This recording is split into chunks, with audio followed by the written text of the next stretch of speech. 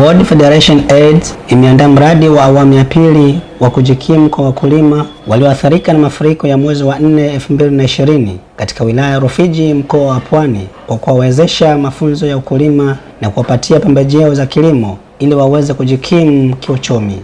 Mradi huo umetekelezwa na taasisi ya The Bilal Muslim Mission of Tanzania kupitia tawi la Bilal Masjid Ahlul Baiti lililoko Ikweriri mkoani Pwani.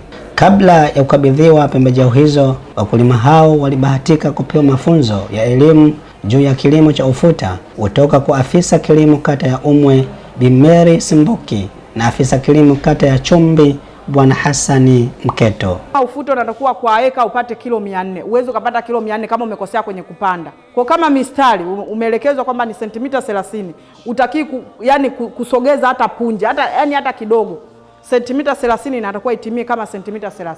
Aidha, afisa kilimo kutoka kata ya Chumbi Bwana Hassani Mketo alisema haya. Kwa niaba ya serikali ambao kama mwakilishi kwa upande wa idara ya kilimo, niseme kwamba sisi tunawashukuru sana wenzetu ambao wametuwezesha ama wamewezesha wakulima wangu hawa kuwapatia baadhi ya vitendea kazi ambavyo vitawasaidia wakulima hawa kuondoa umaskini katika maeneo yetu haya, ikiwemo trekta kama tunavyoona na vifaa vingine kama box yanavyoonekana. Mimi niwashukuru sana katika hilo na niseme kwamba nitawapa ushirikiano wa kutosha na wananchi wangu hawa ama wakulima hawa katika kuondoa umaskini katika maeneo yetu haya ya Rufiji.